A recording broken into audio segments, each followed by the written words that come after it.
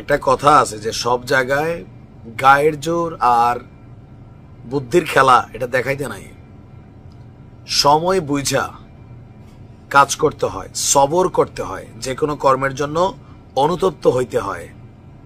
একবার গজব আযাব চইলা আসলে এখান থেকে ব্যাক করা সম্ভব না। এই মুহূর্তে সারা বাংলাদেশে আওয়ামী লীগ, যুবলীগ, ছাত্রলীগের যারা দুর্ধর্ষ সন্ত্রাসী টাইপের নেতাকর্মী আছেন তাদের জন্য তো কেয়ামত চলছেই, আরো বড় কেয়ামতের আয়োজন করতে যাচ্ছে ইউনূস সরকার। কারণও আছে, বাংলাদেশের বিভিন্ন জায়গায় নানান ঘটনা ঘটছে, সরকার মনে করছে এগুলো আওয়ামী লীগ ঘটেছে টাকা পয়সা দিয়ে। শেখ হাসিনা নির্দেশ দিয়েছেন দেশকে অস্থিতিশীল করো। প্রত্যক্ষ পরোক্ষভাবে অনেকে জড়িত, এটা সরকারের কনসার্ন। এবং আমজনতার মধ্যে একটা জিনিস আছে, ইয়েস আওয়ামী লীগ ইউনূসকে ব্যর্থ দেখাতে চাচ্ছে। সত্য মিথ্যা যাই হোক, ডেভিল হান্টে প্রায় 33,000 ডেভিল ধরছে আওয়ামী লীগের।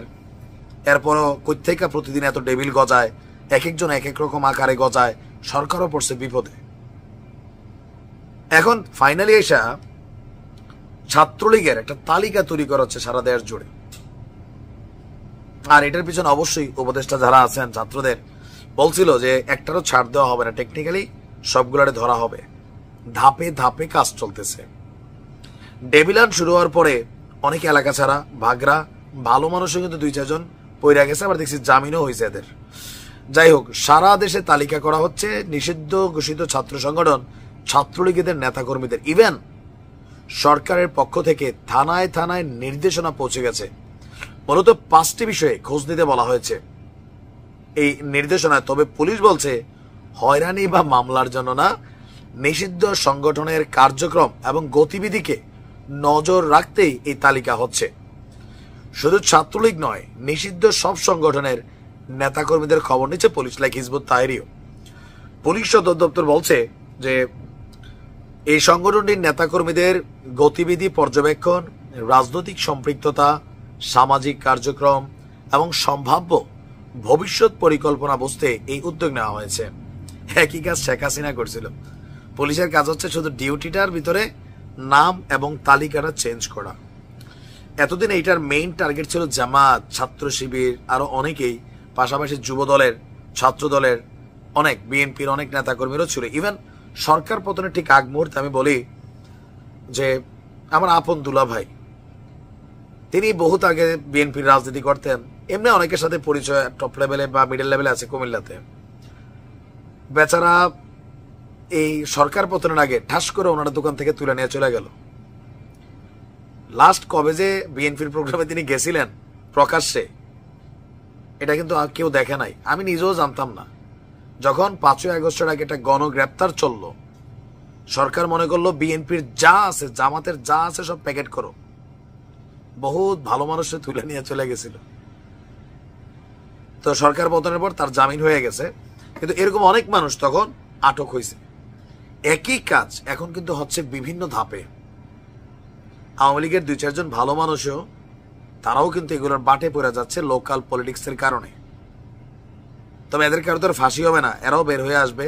আমি আবারও বলি, দেখেন ক্ষমতা চিরস্থায়ী না। আজকে বিএনপি জামাতের যারা আছেন অনেকেই অনেক ধরনের ঘটনা করতেছেন, আমি নিজেও শুনতেছি পরিচিত অনেকের মধ্যে। একটা মামলার নাম দিয়ে দিচ্ছেন, সত্য সত্যই এই লোকটা কিন্তু বের হয়ে চলে আসবে 2 মাস আগে পরে, কিন্তু আপনি আজীবনের জন্য শত্রুতা আমি যোগাইছেন। এই সরকার 10 বছর পর পতন হবে, আবার নতুন ভাবে আসবে, অথবা এই ছাত্রলীগ অন্য দলে যাবে, আপনার সরকারটার পতন হবে। গইনা গইনা প্রতিশোধ দেবে, আবার আপনি নেবেন। এই খেলায় আপনার জীবন শেষ, ওই ছাত্রলীগেরও শেষ।